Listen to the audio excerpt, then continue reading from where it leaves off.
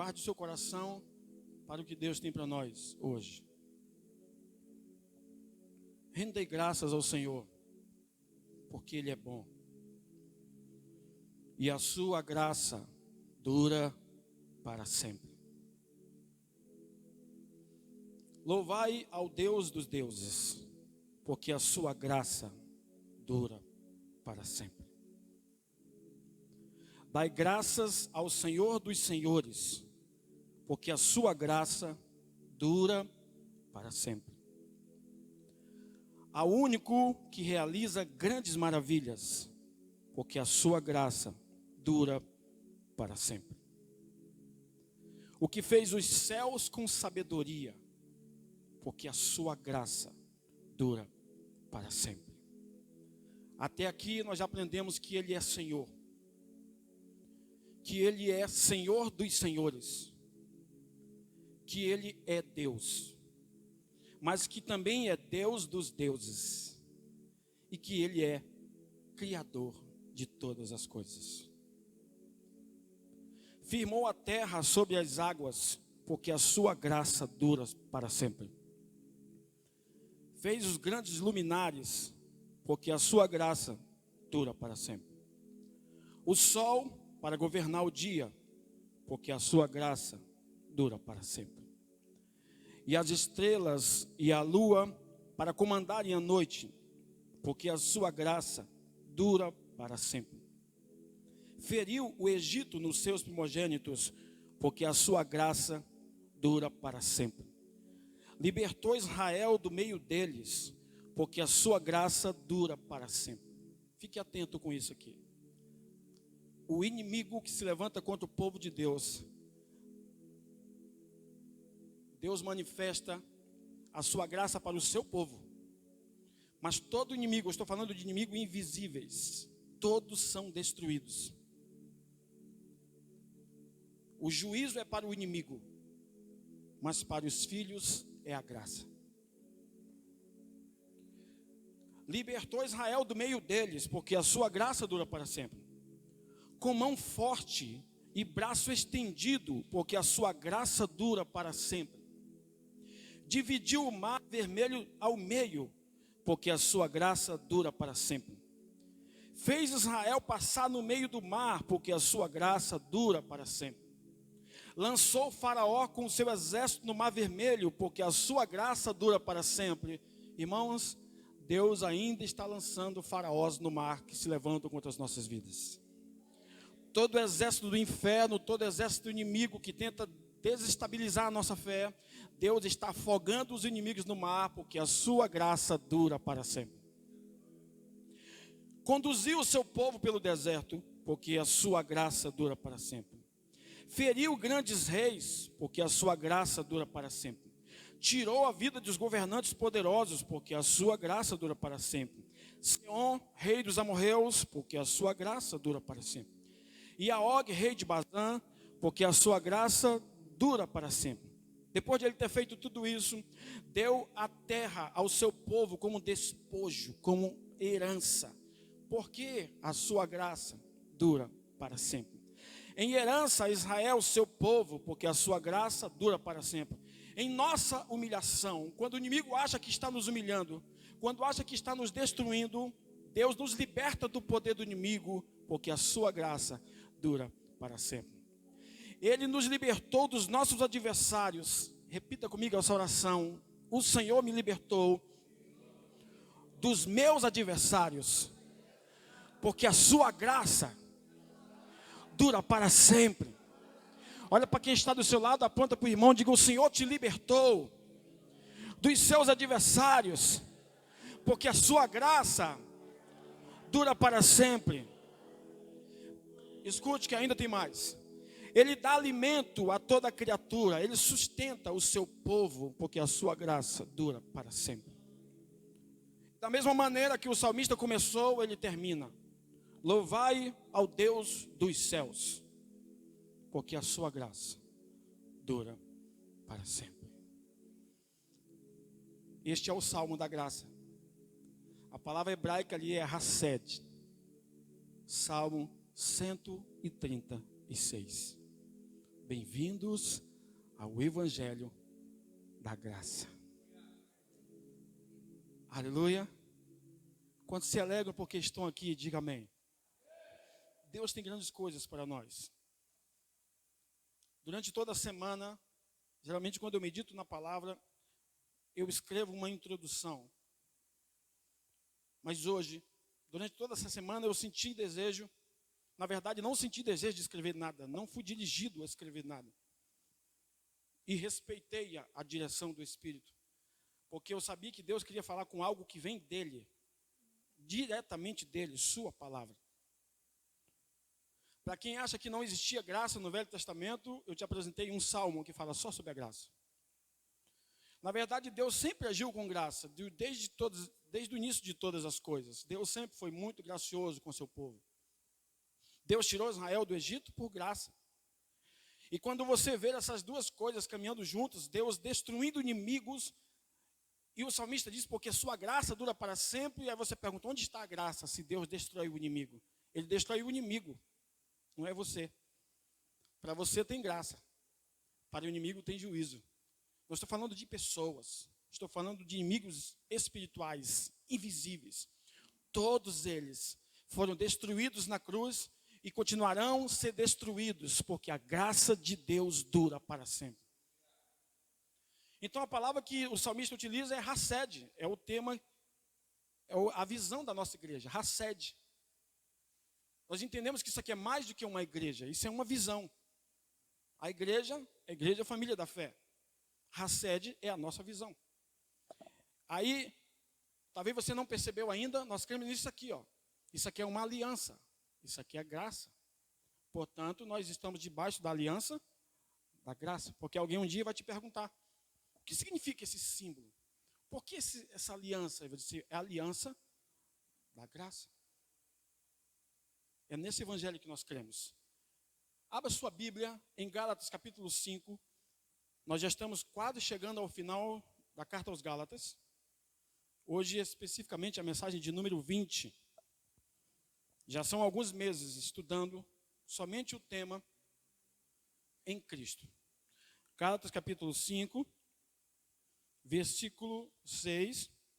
E Gálatas capítulo 6, versículo de número 15. Se você quiser acompanhar na sua Bíblia, ou quiser acompanhar aqui, ou até mesmo nos textos que nós compartilhamos com vocês durante a semana, para acompanharem, para estudar em casa. A intenção do texto é você meditar em casa e chegar na igreja, receber um entendimento a mais e buscar a revelação do Senhor para você. Porque aquilo que eu escrevo, que eu medito, é o que Deus falou comigo. Aí você medita, Deus fala com você em outra coisa. Por isso a importância de meditar sempre na palavra de Deus, principalmente no Evangelho da Graça. Gálatas capítulo 5, versículo 6, diz assim: porque em Jesus Cristo, nem a circuncisão, nem a incircuncisão tem valor algum, mas sim a fé que opera pelo amor. Porque em Cristo Jesus, nem a circuncisão tem valor algum, mas sim o ser nova criatura. Isso aqui é 6,15. Gálatas 6,15. Então vamos acompanhar. O tema que nós vamos estudar hoje é esse aqui. O que realmente tem valor? É um tema, mas podemos trabalhar em maneira de perguntas. Aqui temos um título apenas. Mas o que realmente tem valor na vida cristã? O que de fato é importante? Lembre-se que a palavra importância vem de importar. E importar é colocar para dentro. Todos nós tivemos experiências, vivemos boas experiências na escola, mas nós não aprendemos tudo que foi ensinado na escola. Mas tudo que foi importante ficou dentro de nós. Você quer ver uma coisa importante que você aprendeu na escola? As vogais. Você nunca esqueceu. Porque são importantes. Mas nem todos nós sabemos de cor a fórmula de Bhaskara. Porque para nós também não foi tão importante assim. Então o que é importante? É o que você coloca para dentro. Em se tratando do Evangelho da Graça, da Palavra de Deus como um todo, o que é importante para nós? Nós lemos 2 versos que Paulo fala quase a mesma coisa. Ele diz, nem a circuncisão, nem a incircuncisão, e nós vamos entender isso hoje, tem valor algum. mas sim a fé que opera por meio do amor. Aí lá no capítulo 6 ele diz, nem a circuncisão e nem a incircuncisão tem valor algum, mas sim o ser nova criatura. Se fôssemos traduzir o verso, diríamos assim, porque Paulo está falando de circuncisão, é uma aliança que Deus tinha com os homens a partir de Abraão, em Gênesis capítulo 17. Era uma espécie de corte feito no órgão masculino. Mas o fato não era, o mais importante não era o corte, era o sangue. Era o sangue derramado que confirmava uma aliança. Abraão foi circuncidado aos 99 anos de idade, juntamente com seu filho Ismael, após 8 dias de nascido. Aí Deus firmou uma aliança com Abraão. 430 anos antes de existir a lei, Deus já tinha uma aliança com o seu povo. A lei em si recepcionou. O termo correto é esse. A lei recepcionou a circuncisão e todo homem nascido ao seu 8º dia, seja judeu ou não, aqueles que fizessem parte, por exemplo, alguém que era parte da família de Abraão, alguém que era servo de Abraão, se nascesse debaixo da autoridade de Abraão, mesmo que não fosse judeu, deveria ser circuncidado. O mais importante é você entender que isso está falando de aliança. É de um compromisso. Aí vem Paulo e diz assim, não é tão importante a circuncisão, a aliança, ou a falta dela, a incircuncisão. O que Paulo está querendo dizer? Não é tão importante você ser um judeu que tem um corte na sua carne, ou ser um gentil que não tem corte nenhum em sua carne. Você é um judeu que cumpre a lei, você é um gentil que sequer tem respeito pela lei. Não faz diferença nenhuma se a sua fé não for baseada no amor. É isso que Paulo está querendo dizer. Não importa se você é judeu, conhece os 613 preceitos de Moisés, se você conhece os 10 mandamentos de cor, não importa se você é um gentil e não sabe nada disso, nunca decorou nenhum mandamento, não conhece nenhum preceito de Moisés, mas se você não nasceu de novo, isso não tem valor nenhum. Então ele pega a expressão fé baseada no amor e a expressão nova criatura, ou nascer de novo, e diz que isso sim é importante. Não basta a pessoa conhecer a Bíblia como um livro de regras, e falamos isso aqui alguns domingos. A Bíblia não é um livro de regras, e de fato tem muitas regras aqui a serem cumpridas, mas a Bíblia é um livro de relacionamentos. É uma carta de amor do Pai para você. Posso ouvir um amém? O meu conselho é, quando lê Gênesis até Apocalipse, do princípio ao fim, do Aleph, Tav, ou do Alfa ao Ômega, procure Jesus. Se você encontrar Jesus nas páginas da Bíblia, certamente você vai ter a revelação dele, e você será curado, restaurado, salvo de alguma maneira, ou de alguma coisa. Mas se você não encontrar Jesus, você vai encontrar apenas regras. Faça isso, não faça aquilo, porque o próprio Jesus diz que a lei se resume em fazer e não fazer. Então Paulo vem e diz para os irmãos da igreja da Galácia, uma igreja cheia do fruto do Espírito, mas também uma igreja que tinha obra da carne. Você sempre vai ver Paulo fazendo um paralelo entre obra da carne, obras das trevas, fruto do Espírito, fruto da luz. Paulo nunca fala que do Espírito é obra, porque Espírito é fruto, e fruto nasce naturalmente, fruto flui naturalmente. Paulo nunca vai dizer que a luz tem obras, Paulo vai dizer que a luz tem fruto. Paulo não vai dizer que as trevas têm frutos, Paulo vai dizer que as trevas têm obras, e que a carne tem obras. Então, nesse mesmo capítulo que nós começamos a ler hoje, Paulo faz um balanço, na verdade uma comparação entre viver debaixo da lei e viver debaixo da graça. Se você vive debaixo da lei como um cidadão religioso, você vai viver sempre baseado em obras. Mas se você vive debaixo da graça, você vai viver sempre produzindo frutos. E o segredo para produzir frutos está em João capítulo 15, é estar na videira. Se você está na videira, você produz fruto naturalmente. Amém? Até aqui? Foi Jesus que disse, se vocês estiverem em mim e as minhas palavras estiverem em vós, vocês podem pedir o que quiser, mas se vocês estiverem em mim, minhas palavras estiverem em vós, vocês produzirão muitos frutos. Qual é o segredo, pastor? Eu quero ser um crente, um cristão produtivo. Esteja em Jesus. Não precisa muito. Você não precisa ser um teólogo, um Nicodemos da vida, para tentar decodificar a Bíblia e dizer assim, meu Deus, eu preciso descobrir como ser frutífero. Nós tentamos, às vezes, descobrir códigos na Bíblia para saber o que significa ser frutífero. Aí Jesus vem e resolve muito simples, dizendo, se você estiver em mim, você já é frutífero. Porque eu sou a videira, vocês são os ramos. Jesus está literalmente dizendo que nós produzimos os frutos. É por isso que Gálatas 5 está falando do fruto do espírito humano e não do espírito de Deus. Porque o contexto é muito claro. Paulo está dizendo que a carne luta contra o espírito e o Espírito Santo não está lutando contra a carne. Pode acreditar, quem está lutando é a nossa carne querendo lutar contra aquele que já nasceu de novo. Então esse verso que nós estudamos hoje, que nós vimos hoje, Paulo está falando disso aqui. O que realmente tem valor? O que é importante na vida cristã? Se nós entendemos os dois princípios hoje, para essa semana, porque domingo que vem nós vamos ter uma outra revelação. Para essa semana você só precisa de duas coisas. Uma fé baseada no amor e entender que em Cristo Jesus você nasceu de novo. Você terá a melhor semana de sua vida. Não importa se você é judeu, circuncidado, se você é gentil, incircunciso. O que importa é fé baseada no amor. O que importa é ser nova criatura. Porque as pessoas no tempo de Paulo e ainda nos dias de hoje, elas queriam se gloriar na sua carne.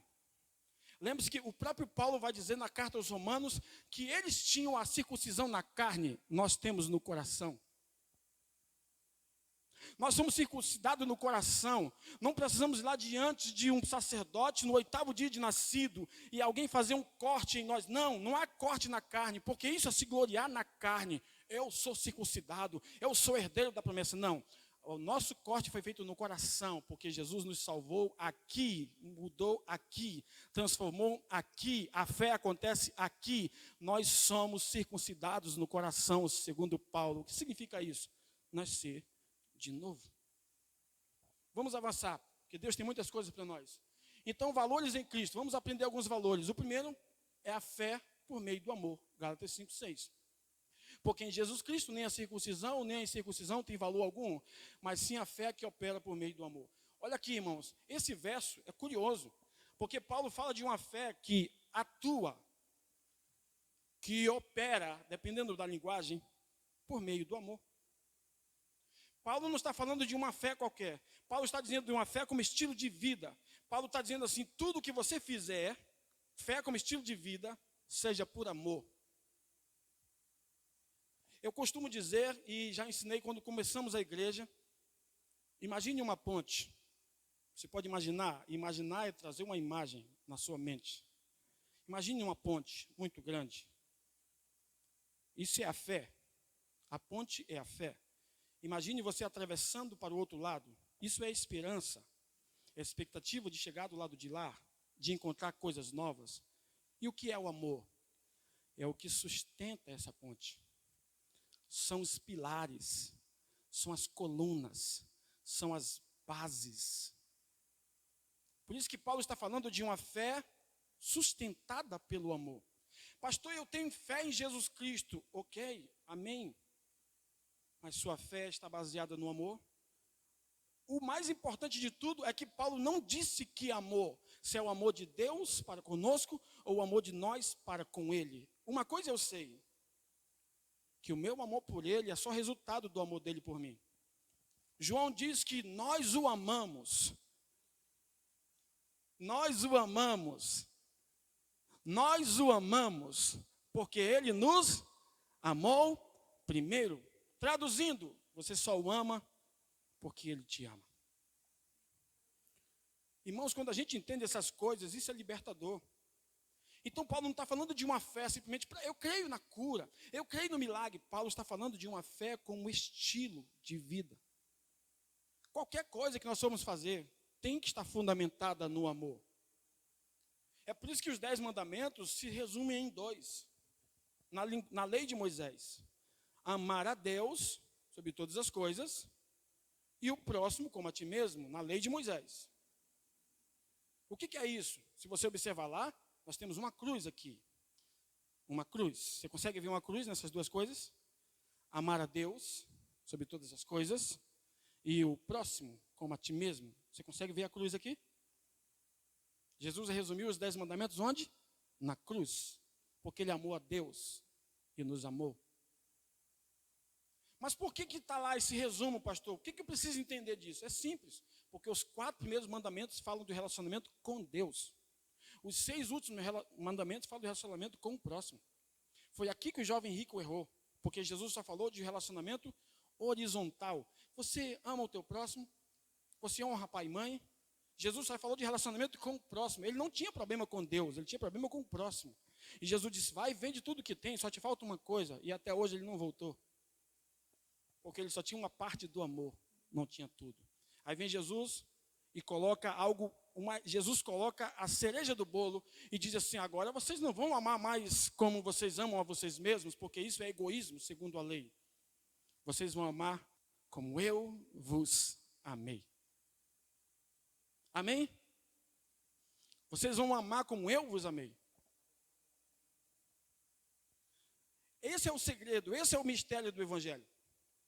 Nós precisamos compreender isso. Vamos continuar.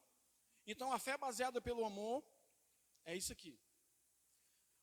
E o segundo ponto que nós vamos estudar hoje é ser nova criatura. Gálatas 6,15. Porque em Cristo Jesus, nem a circuncisão, nem a incircuncisão tem valor algum, mas sim o ser nova criatura. Nós já entendemos, nós já fundamentamos o que é circuncisão, sem ficar muito preso ao termo, mas sim ao significado real do que é circuncisão. É ter aliança. Lembra de Davi dizendo para Golias, quem é este incircunciso para afrontar o Senhor? Ou seja, quem é este indivíduo que nem tem aliança com Deus, querendo afrontar a Deus? Quando ele falou incircunciso, ele diz, este que não tem aliança. Por que Paulo fez tudo isso? Porque os judeus se gloriavam na carne e eles rejeitavam os gentios. Aí Paulo diz, para com isso, gente. Vocês judeus, ok, vocês querem ser circuncidados, continue assim. Vocês gentios não são circuncidados, continue assim. Mas o que importa é a fé baseada no amor. E o que importa é vocês entenderem que já nasceram de novo em Cristo Jesus. Não é o que aconteceu na carne, é o que aconteceu no Espírito. É a mudança interna. Não é externa. É disso que Paulo está querendo falar. Antes de qualquer coisa, o que é fé? Em breve todos nós estaremos mais uma vez aqui estudando, fazendo parte das academias, dos cursos que nós temos na Academia Hased, curso Crescendo em Fé e Sabedoria, e nós vamos nos aprofundar um pouco sobre isso aqui. O que é fé? Mas vamos entender, o que é fé? Se você perguntar para qualquer pessoa, qualquer cristão, pelo menos um ano de crente, ele vai citar Hebreus 11.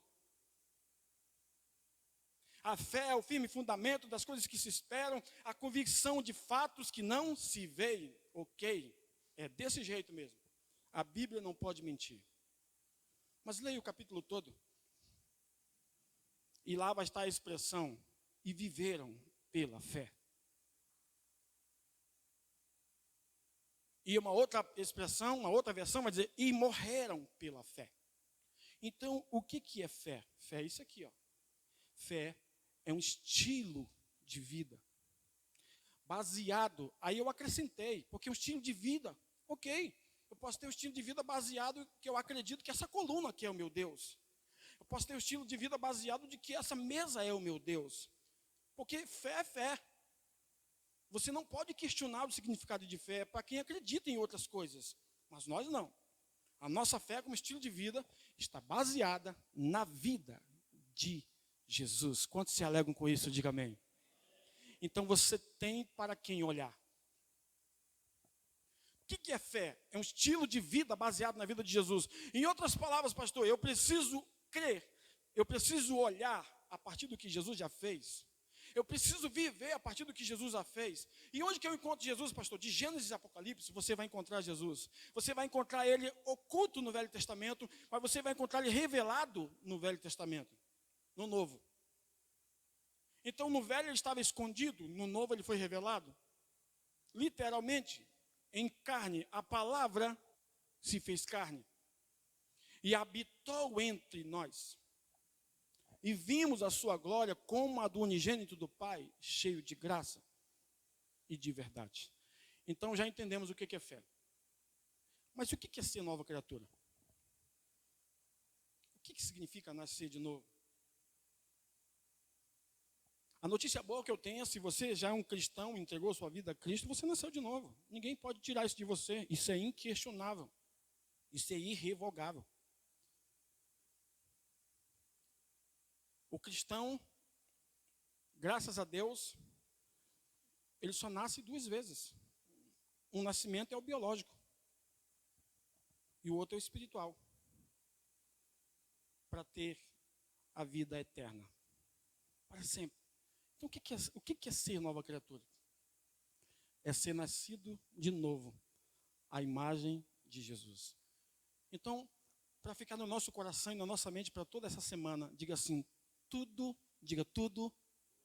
tem que passar por Jesus. Sua fé está nele, você é nova criatura nele. Sabe que Paulo não diz que nós somos a imagem de Deus. Paulo diz que nós somos a imagem de Cristo. Porque Paulo entendeu agora que nós estamos debaixo de um novo sistema, de um novo mandamento. Então, em resumo, tudo que já estudamos aqui, a minha fé é olhar para Jesus, mas a minha nova natureza é ser como Jesus. E esse é um desafio da vida cristã, não que isso seja um fardo, porque o maior fardo Jesus já carregou. É muito comum você ouvir cristãos dizendo que agora você tem uma cruz para carregar, e até canções a respeito disso. Eu interpreto isso da seguinte maneira e compartilhei com vocês durante a semana. Se você não entendeu o que Jesus negou por você, você não será capaz de negar nada. Então não é você primeiro negando alguma coisa, é você sabendo o que ele negou por você. Paulo disse que ele abriu mão de sua glória. Ele não usurpou ser igual a Deus. Ele abriu mão de todo o trono. Isso é negar a si mesmo. Quando você entende o que ele fez por você, negar a si mesmo é um fruto e jamais uma obra. Porque você vê que estão sofrendo, eu tenho que negar a mim mesmo, eu tenho que sofrer, eles estão dando murro no vento, estão se esmurrando, estão sofrendo, porque eles precisam entender que negar a si mesmo só é de fato algo prático na vida cristã, se antes de tudo entendermos que o que Jesus negou por nós. Tudo tem que passar por Jesus. Então, a minha fé é olhar para Jesus. A minha nova natureza é parecer com Ele. São os 2 pontos que nós vamos estudar hoje. Essa frase resume tudo o que já vimos até agora. Quando você crê em Jesus, é sua fé olhar para Ele, baseada nele. Nascer de novo é parecer com Jesus, ser semelhante a Ele. Paulo fala que nós seremos semelhantes a Ele em essência, na eternidade. João diz que nós somos iguais a Ele neste mundo. O que Paulo está dizendo é que em plenitude, um dia seremos iguais a Ele. Nunca morreremos, nunca adoeceremos, nunca iremos envelhecer. Vamos estar aqui, daqui a pouco estamos ali, porque vamos ser onipresente como Ele é. Mas vem João diz que assim como Ele é, nós somos neste mundo. Está falando de posicionamento, está falando de posição, está falando de atitude. Quem você é como Cristo é agora. Fé por meio do amor na prática. Vamos ver, o que é a fé por meio do amor na prática? Vamos aprender alguns princípios. É a fé que nos faz livres de todo jugo de escravidão. Gálatas 5:1 diz assim: estai, pois, firme na liberdade com que Cristo nos libertou, e não torneis de novo a meter-vos debaixo do jugo da escravidão. O que é fé baseada no amor? Na visão de Paulo, eu estou analisando o contexto. Os versos anteriores e os posteriores. Paulo está dizendo o que é fé por meio do amor, na prática. É você nunca mais voltar para debaixo da lei. Porque viver a fé por meio do amor é de fato viver livre do jugo de escravidão. Agora, os mandamentos do Senhor não são mais pesados. O mesmo João diz nas suas cartas que o mandamento do Senhor não são penosos. Esse é o primeiro princípio. Precisamos entender que fé por meio do amor é não viver mais debaixo da escravidão. Segundo princípio, a fé é a fé que aceita o sacrifício de Cristo. Olha o que diz o versículo 2. Eis que eu, Paulo, vos digo que se vos deixar de circuncidar, ou seja, se vocês voltarem a viver de novo debaixo da lei, olha a expressão que ele usa, foi Paulo quem falou. Cristo de nada aproveitará. Vamos traduzir o que Paulo quis dizer. Se vocês voltarem a viver debaixo da lei, Jesus morreu em vão por vocês. Então, uma pessoa que está vivendo a fé baseada no amor, é uma pessoa que aceita o sacrifício de Jesus, ela recepciona o sacrifício de Jesus, diz, ele morreu por mim, ele se sacrificou por mim, ele assumiu a minha dor para que eu assuma a sua alegria. Ele assumiu a minha maldição para que eu assuma a sua bênção. Ele assumiu a minha morte para que eu assuma a sua vida. Ele assumiu a minha condenação para que eu assuma a sua justificação. A fé baseada no amor, ela nos ensina isso. Terceiro ponto, é a fé que nos une a Cristo e nos mantém firmes na graça, conforme Gálatas 5:4. Separados estáis de Cristo. Olha a palavra que Paulo usa, irmãos. Separados estáis de Cristo. Vocês que querem se justificar pela lei. Duas palavras muito pesadas que Paulo usa. Vocês que querem se justificar diante de Deus, tendo como base a lei, vocês estão separados de Cristo. E da graça vocês caíram. Olha o que Paulo diz. Paulo colocou as coisas no lugar. Se Paulo diz que da graça caíram, é porque a graça está em cima. Amém, irmãos? Da graça caíram. Vocês querem se justificar na lei? Vocês querem continuar achando que pela justiça própria são capazes de cumprir todos os mandamentos? E ainda os 613 preceitos de Moisés, vocês querem se justificar assim? Vocês estão separados de Cristo. Vocês não entenderam nada.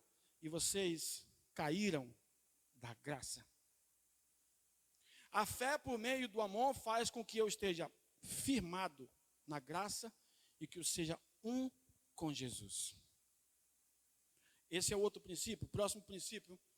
A fé que tem um espírito que aguarda a esperança da justiça.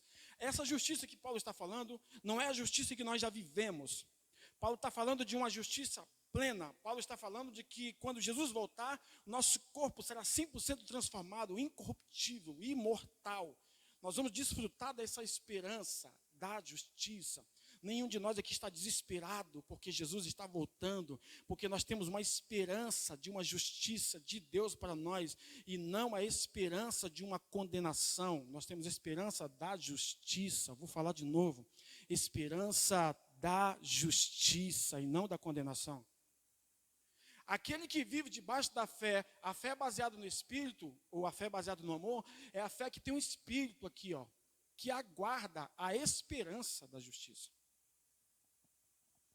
Se nós colocarmos a nossa fé nisso, se nós entendermos isso, se nós vivenciarmos o Evangelho, nenhum de nós, jamais, não importa o tempo, jamais vai viver desesperado, porque nós sabemos em quem temos crido.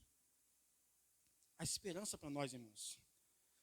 A boa notícia para você hoje é a esperança para você e para sua família. Sabe?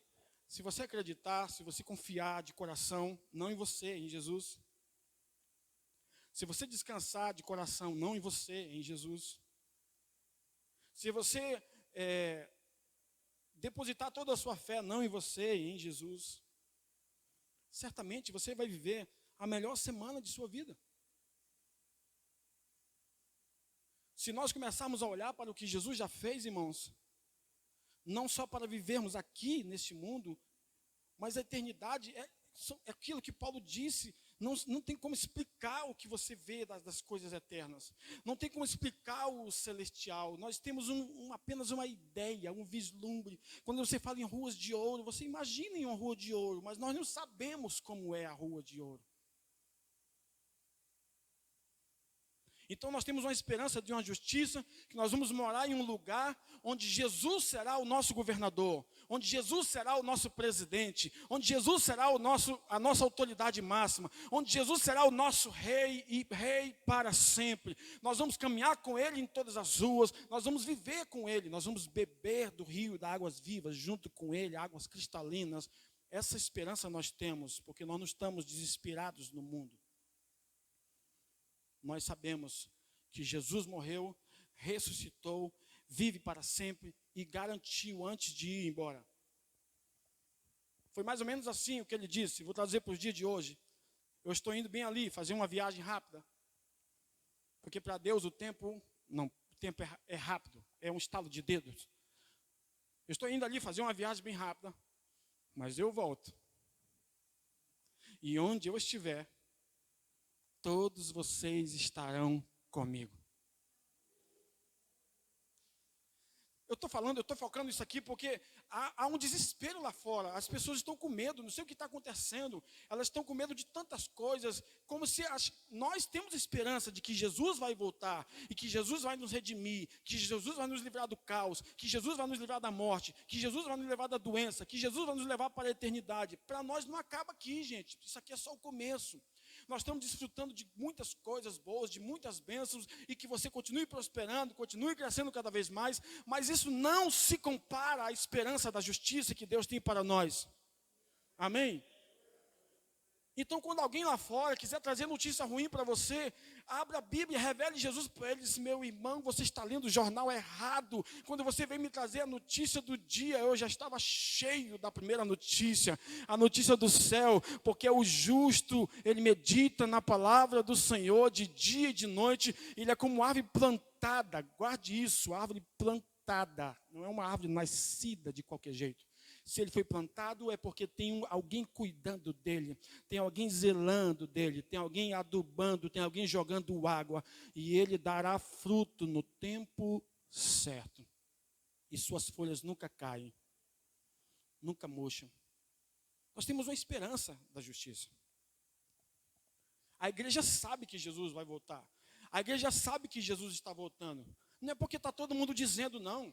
Porque isso virou modismo. Eu era criança, já falavam disso. Eu não estou preocupado com isso.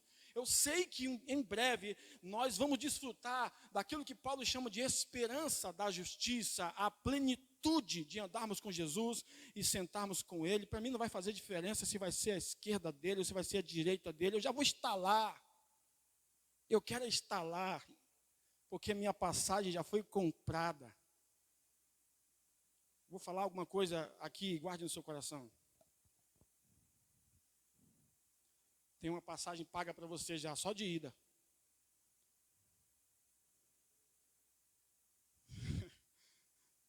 Alguns começaram a entender. Tem uma passagem paga para você só de ida. E vou te dizer uma coisa, hein? Vai ser a viagem mais rápida de sua vida.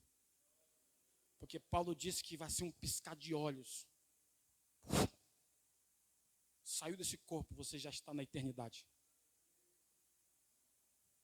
Aí nós vamos olhar um para o outro e dizer assim: meu Deus, eu estou numa creche. O que está acontecendo?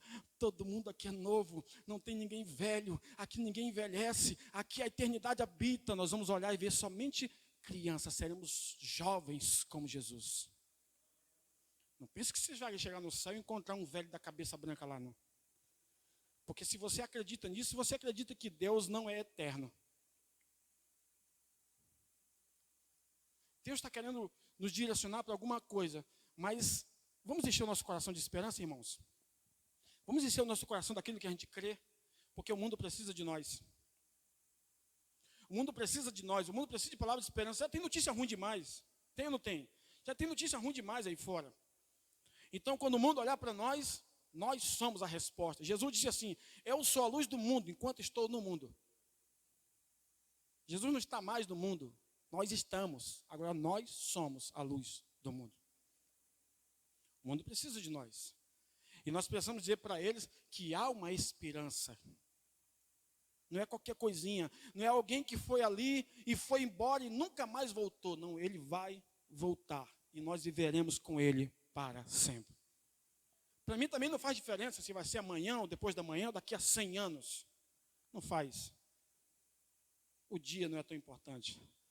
Eu só sei que vai acontecer. Porque ele prometeu. Não foi o pastor de Cleiton que prometeu. Foi ele. Vamos continuar. Porque nós, pelo Espírito da fé, aguardamos a esperança da justiça. É a fé, o que é a fé baseada no amor? É a fé que serve a Deus sem aparência na carne. Olha o que Paulo diz.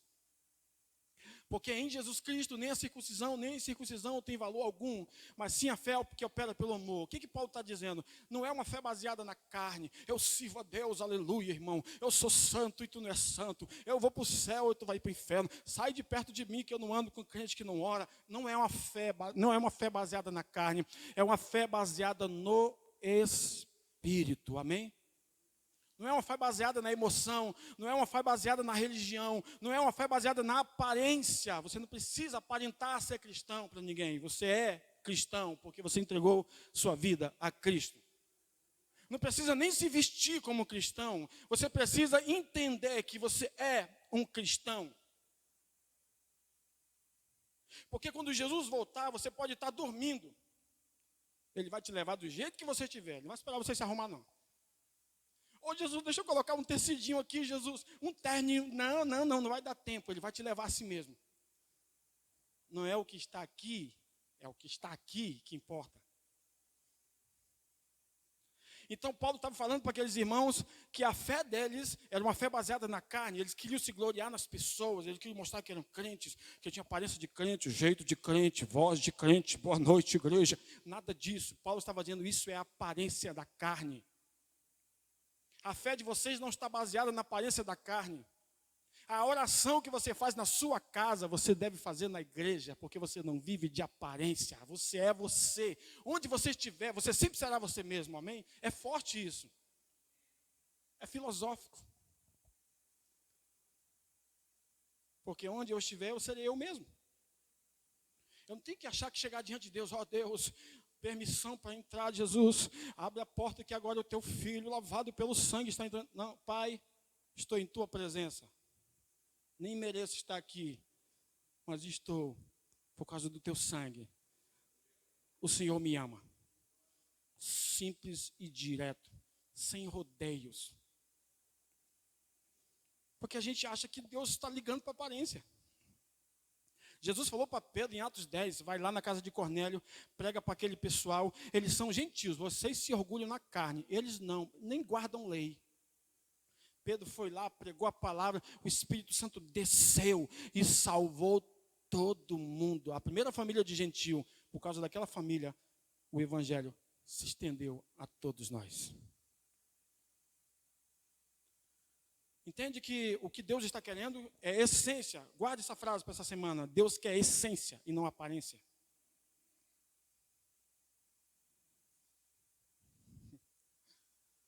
Eu posso ter um sorriso de crente, mas mesmo assim não entender a essência de crente. Eu posso ter um sorriso de nova criatura e ainda assim não entender o que é isso, apenas viver de aparência. Foi o Senhor que falou para Samuel, você escolhe pela aparência, eu não. Lá vem os irmãos de Davi, tudo bonitão, os caras fortão, malhadão. Samuel, não, está faltando. Pode chamar, tem mais um. Aí lá vem aquele menininho, pequenininho. Eu disse, é esse, joga o óleo em cima da cabeça dele, porque esse será o rei do Senhor. E foi ele que venceu Golias. Porque Deus não se encanta com aparência. Os religiosos do tempo de Jesus, principalmente os fariseus, andavam com roupas de aparência, andavam com textos na testa, porque é dever de todo judeu decorar textos da Torá. Andam com eles na testa, só que eles entenderam errado. O Senhor falava na testa, era na alma, e eles colocavam na cabeça, simbolizava aparência. Andavam com textos na cintura. Todo judeu tradicional, ortodoxo, tem textos na palavra.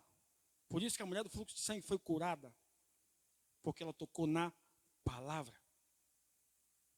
Porque Jesus era um judeu e ele tinha a palavra nas suas vestes. Na barra de suas vestes tinha textos que eles precisavam decorar. Até os 12 anos eles têm que conhecer a Torá, de ponta a ponta. É por isso que Jesus, com 12 anos, não é porque ele é Deus, é porque ele estudou. Com 12 anos discutia com as autoridades e ninguém conseguia resisti-lo. É isso que diz a Bíblia, tamanha era a sua sabedoria. Mas os religiosos, fariseu, a palavra fariseu tem a mesma origem da palavra santo, kadosh, significa separado. Eles eram separados para estudar, mas para tentar afrontar Jesus. Eles viviam de aparência. Deus não consulta a nossa aparência. Deus não consulta a sua forma de orar. Não importa se é de joelhos. Não importa se é deitado. Não importa se é de pé. Isso para Deus não faz diferença. O que faz diferença não é a posição do seu corpo, é a posição do seu coração. Isso me faz lembrar de uma história que eu já compartilhei com vocês. 3 pastores estavam conversando. A oração que Deus ouve é quando eu fico de joelhos, Ele me ouve. O outro, não, Deus me ouve quando eu deito o rosto no chão. O outro, Deus me ouve quando eu levanto a mão. Aí tinha um rapaz trabalhando num poste, de cabeça para baixo. Me disse, ei, irmãos, todas as vezes que Deus me ouviu, eu estava nesse poste de cabeça para baixo. Aí ele disse, não é a posição do corpo, é a posição do coração. Entende que a adoração é muito mais do que levantar a mão, pular, correr. É o que está aqui. Paulo estava falando para aqueles irmãos não viverem de aparência. Seja você mesmo. Está triste? Seja triste diante de Deus. Senhor, eu estou triste hoje. A alegria virá ao seu coração. Não adianta fingir para Ele, porque Ele sabe todas as coisas. Aqui está um princípio muito poderoso da oração. Mateus capítulo 6. Jesus disse, entra no teu quarto. Primeiro ele disse, abre a porta. Porque você não entra com a porta fechada. Abre a porta. Faz alguma coisa. Entendeu? Abre a porta. Faz tua parte. Entra. E ora ao teu Pai que vê. Entendeu o que Jesus quer dizer? Apenas entra. Porque teu Pai já está vendo. O que importa é Ele te ver. Não é quem está na sala ouvindo se tu está orando ou não. O Pai te vê. O Senhor está nos convidando a isso, a viver uma vida de essência. E Paulo estava falando para esses irmãos que eles não deveriam basear a vida deles nisso, porque a fé deles tinha que ser baseada no amor e não na aparência. Outro princípio da fé baseado no amor é a fé que não é conduzida pelas vontades da carne. Gálatas 5,13 diz assim, porque vós, irmãos, fostes chamados à liberdade, então não useis a liberdade para dar ocasião à carne, mas servir uns aos outros com amor, pelo amor. Aqui Paulo está falando de relacionamentos. Ao invés de viverem discutindo, brigando, batendo bocas, achando quem é melhor e quem é pior, não deem ocasião à carne, mas vivam baseado no Espírito. Carne aqui, Paulo está falando de contendas, discórdia entre os irmãos.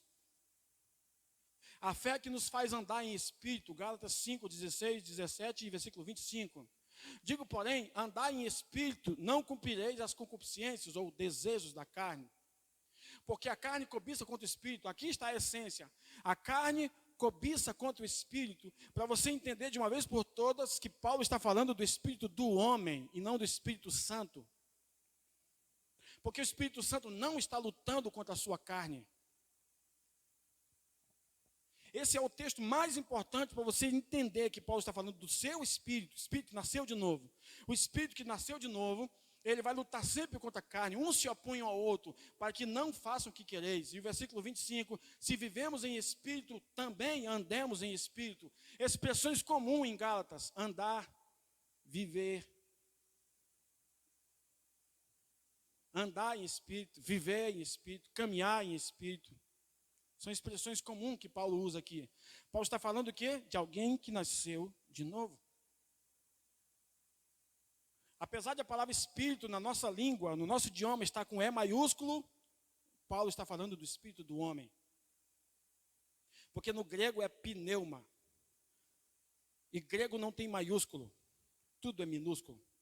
E como que eu sei se é o Espírito Santo, se é o espírito do homem, se é o espírito do diabo? O contexto.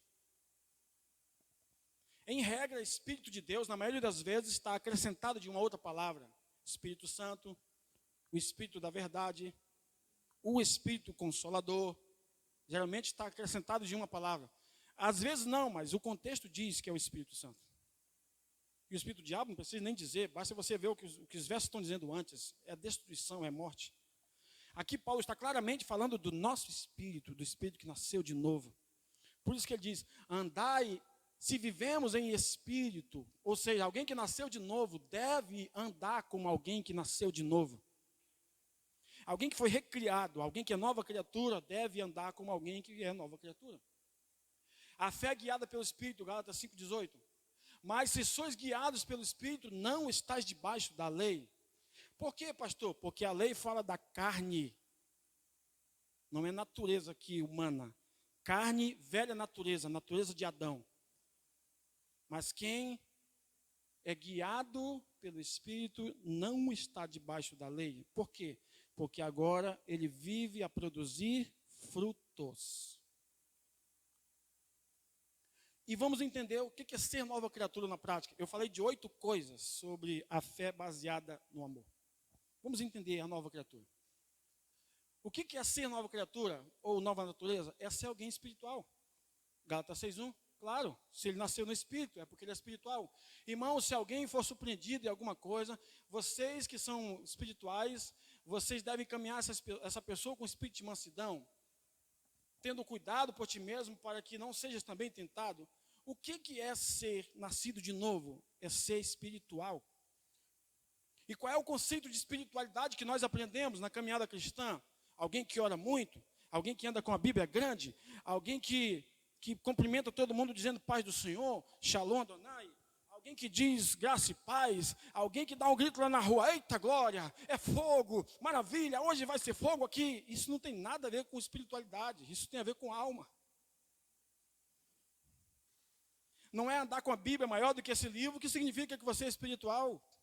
Paulo está dizendo o que é ser espiritual. Quando teu irmão cometeu um erro, você que é espiritual, cuide dele. Isso é ser espiritual, é cuidar e não julgar. É assim que Paulo entende a espiritualidade. Mas nós aprendemos que o espiritual é o irmão que ora. Entendemos que o espiritual é o irmão que fala em línguas.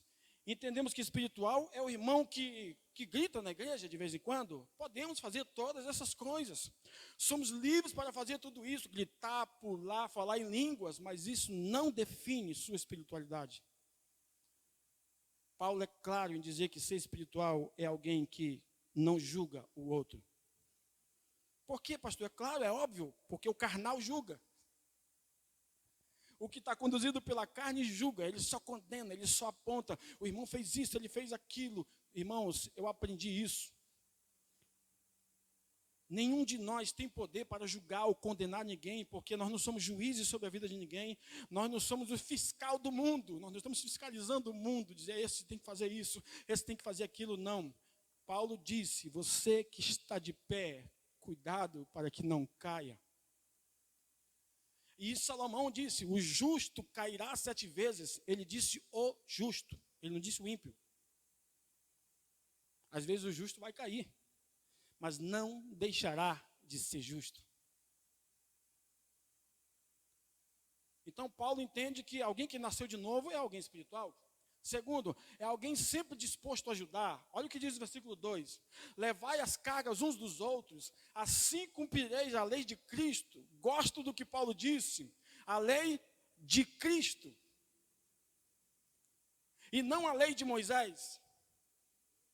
Se vocês servirem uns aos outros, Paulo está dizendo, vocês estão cumprindo a lei de Cristo. Por quê, pastor? Porque Cristo não veio para ser servido, e sim para servir e dar a sua vida em resgate de muito. Marcos capítulo 10, o discípulo estava discutindo quem seria o mais importante entre eles, quem seria o mais poderoso, quem seria o maior. E Jesus disse, não, esse espírito aí é do mundo. Lá no mundo eles querem discutir quem é melhor, quem é maior, quem é mais poderoso. Mas entre vocês não. Quem quiser ser o primeiro deve servir a todos.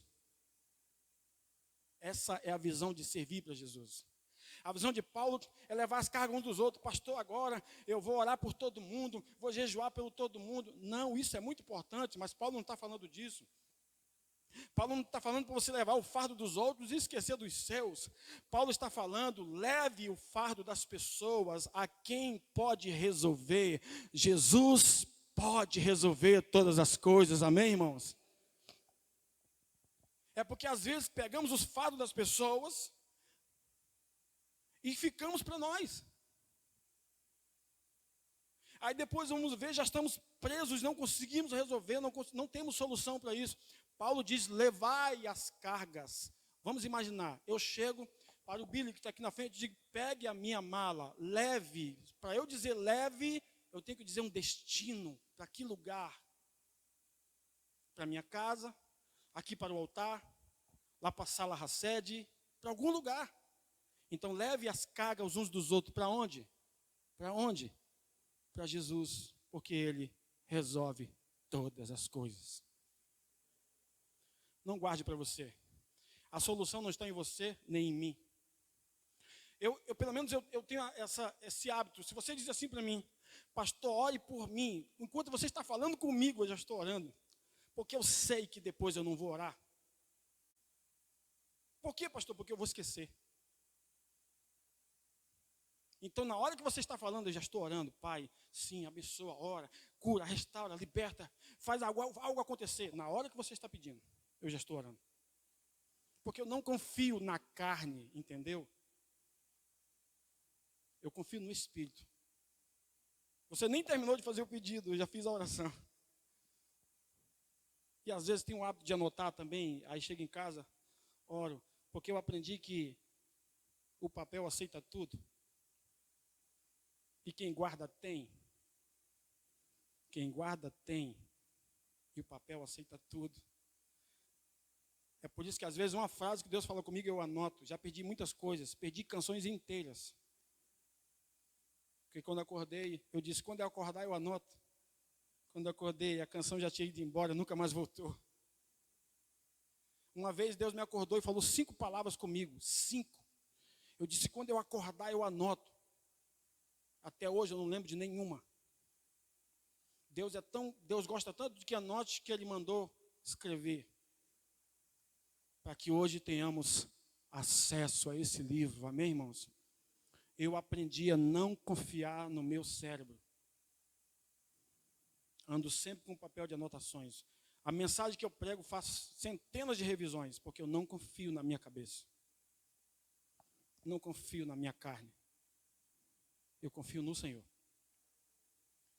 Então levar as cargas uns para os outros é deixar Jesus resolver a situação e não em nós.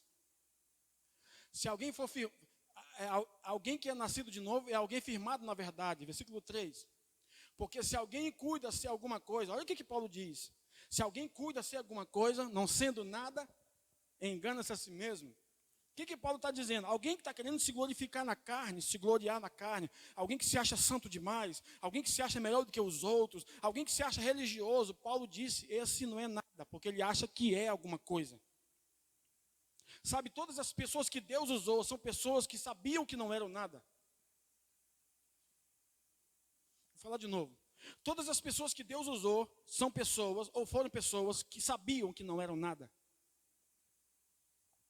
Senhor, não sei falar, Moisés disse, não é tu que vai falar? Para isso eu já chamei Arão, é o teu irmão que vai falar. E vocês dois vão falar com Faraó. Eu falo contigo, tu fala com Arão, Arão fala com Faraó. Porque Deus sempre usou quem não sabe, quem não pode. quando os maiores líderes da Bíblia são pessoas que não sabiam nada. Os maiores exemplos de vitórias na Bíblia são pessoas que sabiam que não tinham poder nenhum. E durante essa semana eu também estava meditando sobre o que o rei Josafá fez, segundo Crônicas, capítulo 20. Que eu costumo dizer que é a oração da graça. O rei Josafá, segundo Crônicas 20, recebe uma notícia que está cercado, está sitiado por 3 inimigos poderosíssimos. O rei Josafá, alguém vai dar notícia para ele: nós estamos cercados, não tem nem para onde ir, estamos perdidos. Estados Unidos, China e Rússia cercaram o Brasil. E agora, para onde é que nós vamos? E a Bíblia diz que o rei Josafá teve medo. Por que a Bíblia registrou que o rei Josafá teve medo? Para que lá na frente eu e você nos identificássemos que até reis tinham medo. Deus nunca ocultou a falha dos homens. Ele mandou escrever tudo. Mas ele aprendeu. Aí Josafá fez uma outra coisa. Diz a Bíblia que ele teve medo quando recebeu a notícia. E colocou todo mundo para orar e buscar ao Senhor. Ah, pastor, estão dizendo que vai ter uma segunda onda. É natural as pessoas sentirem medo. Até quem prega sente medo. Porque faz parte, é humano, nós somos seres humanos. Jesus sentiu medo. Ele disse: a minha alma está apavorada até a morte. Aí o rei Josafá colocou todo mundo para orar.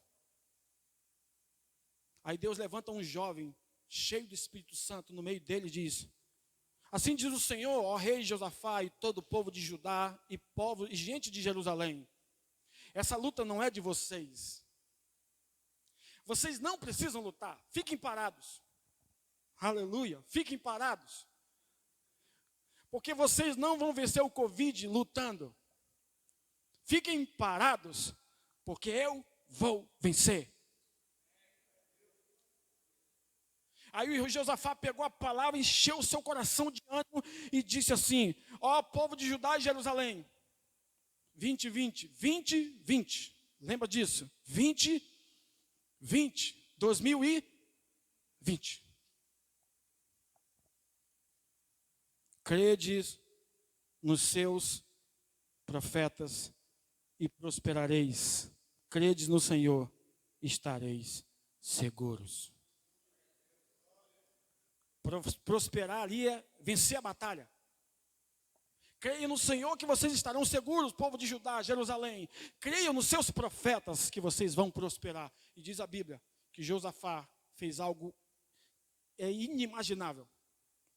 Quem foi militar, ou quem entende um pouquinho de militarismo sabe, em uma guerra, você vai colocar músicos na frente para enfrentar o inimigo? Isso é uma missão suicida. Coloca os músicos para enfrentar um exército poderoso. Estados Unidos, China e Rússia invadindo o Brasil. Aí o Brasil diz: o pessoal que canta aí, o pessoal do louvor, vão lá na frente. Missão suicida. E eles começaram a cantar: louvai ao Senhor, porque Ele é bom, e a sua sede dura para sempre. Louvai ao Senhor, porque Ele é bom, e a sua sede dura para sempre. Louvai ao Senhor, porque Ele é bom, e a sua graça dura para sempre. Louvai ao Senhor, porque Ele é bom, e a sua graça dura para sempre. E a Bíblia diz que quando eles chegaram lá, os inimigos começaram a se matar, e eles se encontraram corpos, somente cadáveres, e precisaram de 3 dias para arrecadar toda a riqueza que tinha ali para eles. Deus chamou o lugar de Baraque, lugar da bênção. Aquilo que era batalha se tornou lugar da bênção. Diga aleluia. Aplauda o rei, esse espírito de alegria, o espírito de vitória.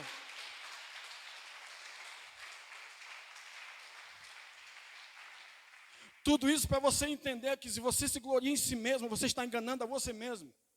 Quem acha que é alguma coisa não é nada. Josafá entendeu: tenho medo, não posso vencer esse povo, não sou nada, mas o Senhor vai nos dar vitória.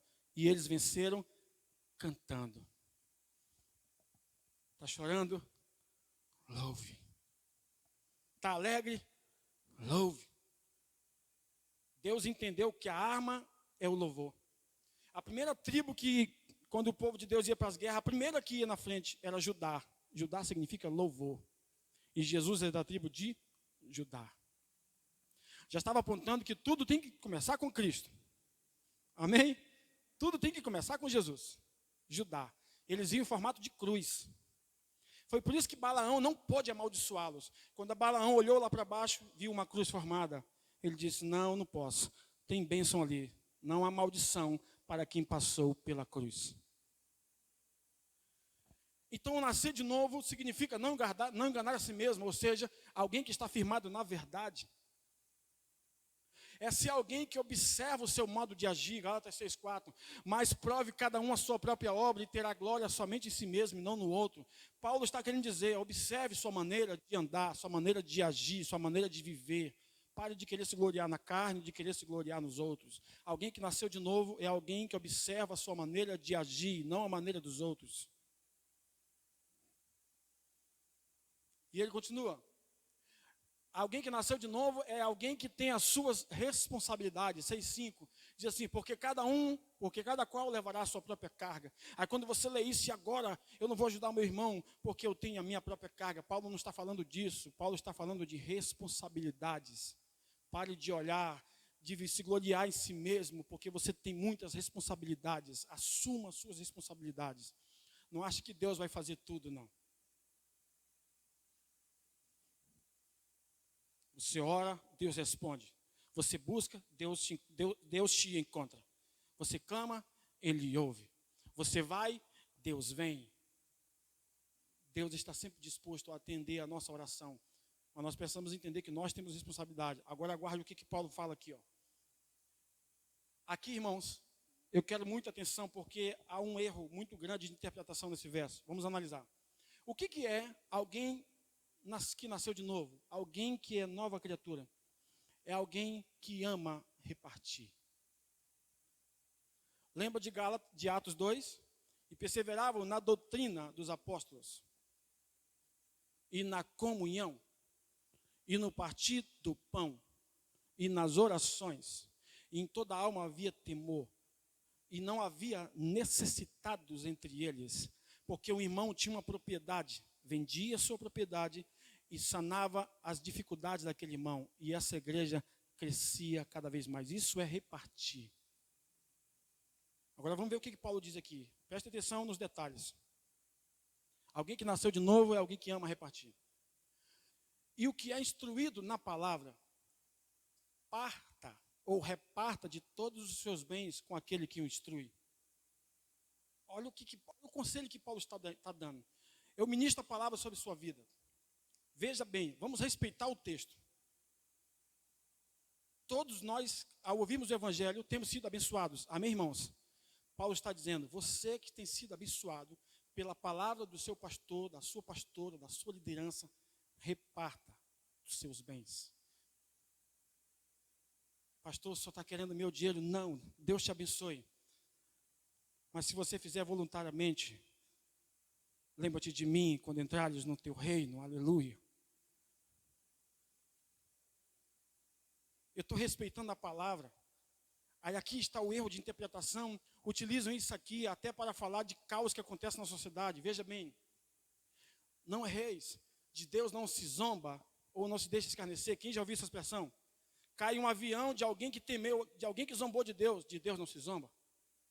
Aí um famoso lá morre, de Deus não se zomba. Aí um barco afunda porque o cara não teme a Deus, de Deus não se zomba. Interpretaram o texto errado, Paulo não está falando disso. Paulo está falando no contexto de repartir. Paulo diz, não zombe de Deus. Quando você for abençoado, abençoe aquele que te abençoou. Não zombe de Deus. Aí ele continua. Porque tudo que o homem semear, isso também se fará. Aqui o outro erro de interpretação. Porque o que semeia na sua carne, aí eles interpretam que é pecado. Está vendo, irmão? Mentiu, vai levar uma chicotada de Jeová. Quem planta na carne, colhe na carne. Falou mal de alguém, vai encontrar 10 para falar de ti. Chicotada de Jeová. E eles acham que isso é plantar na carne e colher na carne. Olha o contexto. O que é plantar na carne? Esse irmão tem sido abençoado pelo evangelho que tem ouvido aqui. Eu sou o que está o instruindo na palavra. Quando ele pensa só nele, isso é plantar na carne. Quando ele chega, pastor, eu senti de Deus de lhe abençoar. Amém. Pegue aqui um par de sapato e eu digo, amém. Isso é plantar no Espírito.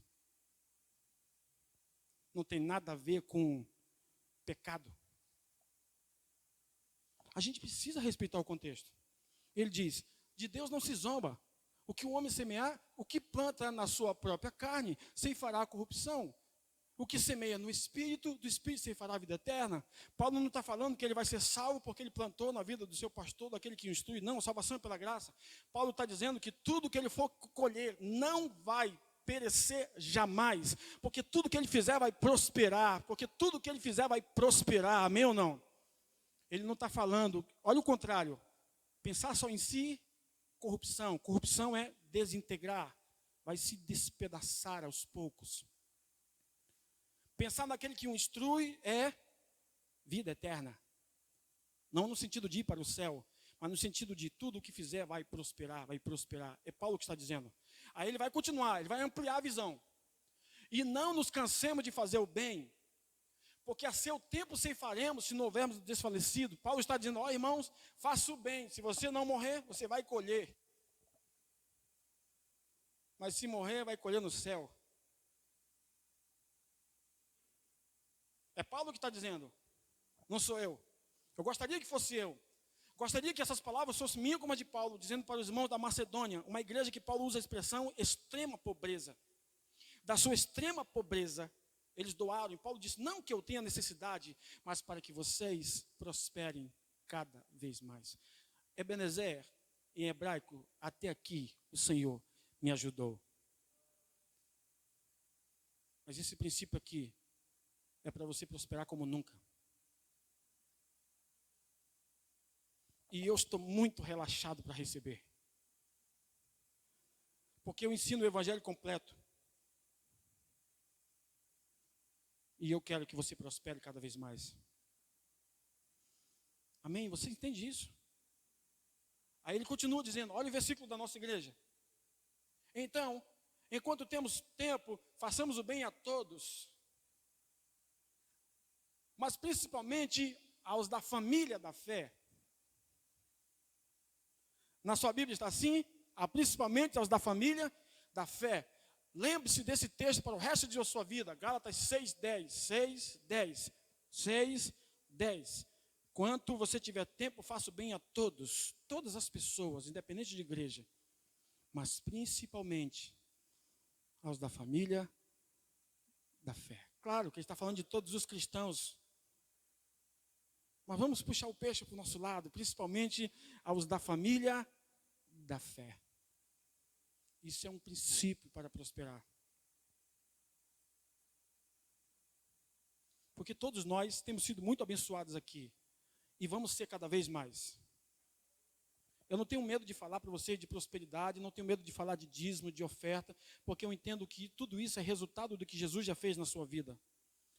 Eu não estou dizendo que você vai prosperar se você der. Eu estou dizendo que você dá porque já é.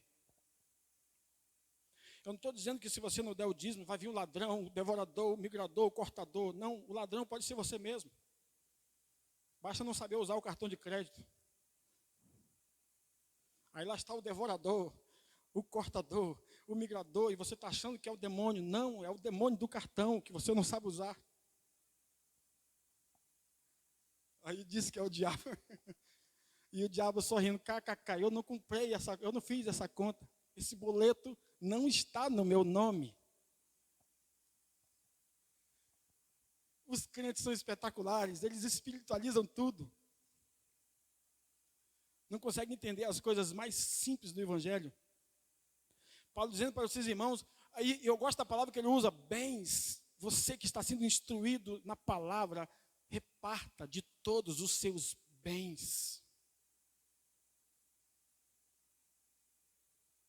Nós acreditamos que essa igreja vai viver o maior nível de prosperidade que ela já vivenciou. Amém, irmãos? Porque Deus tem aqui pessoas generosas. Esse é o nosso papel, ensinar. E ensinamos a verdade completa. Aí ele diz que é ser alguém que se gloria em Cristo. O que é alguém que é nova criatura? É ser alguém que se gloria em Cristo, Gálatas 6,14. Mas longe de mim esteja gloriar-me, não ser na cruz de Cristo, do Senhor Jesus Cristo, pela qual o mundo está crucificado para mim e eu para o mundo.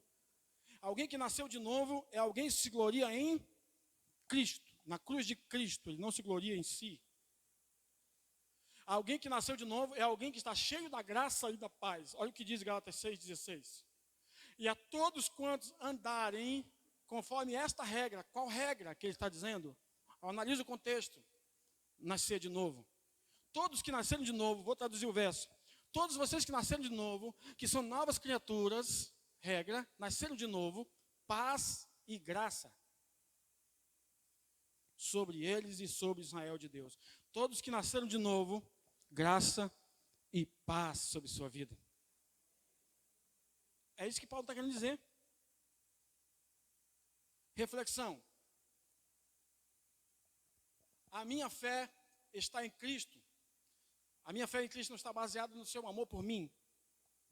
Quando a minha fé está em Cristo, ela está baseada no seu amor por mim. E o meu amor por Ele e pelo meu próximo flui naturalmente. Quando a minha fé está baseada em Cristo, o meu amor por Ele e pelo meu próximo flui naturalmente. E em último lugar, o fato de ser nova natureza, o que significa de fato ser nova natureza? É ter a essência da vida de Cristo em nós. Alguém que é nova natureza é alguém que tem a essência de Cristo. Então, voltando, para a gente entender as duas frases de maneira mais clara. Quando a sua fé está baseada em Jesus, a fé baseada é fundamentada no amor. Você ama a Deus porque Ele te amou. E você ama o próximo naturalmente. E a essência de ser nova natureza é alguém que é nova natureza tem a essência da vida de Cristo em si. E para nós nos prepararmos para a ceia, abra sua Bíblia em Salmo 46. Já já os irmãos vão servir vocês aí. Salmo 46.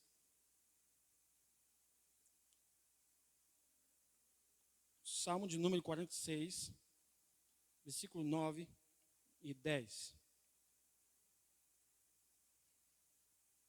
Salmo de número 46, versículo 9 e 10.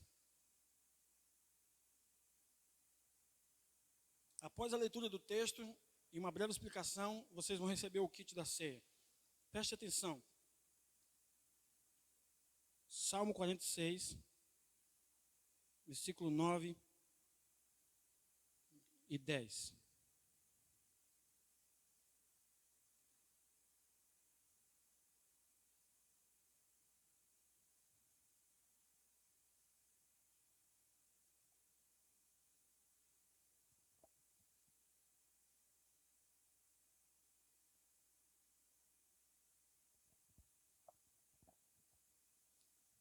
Vamos ler.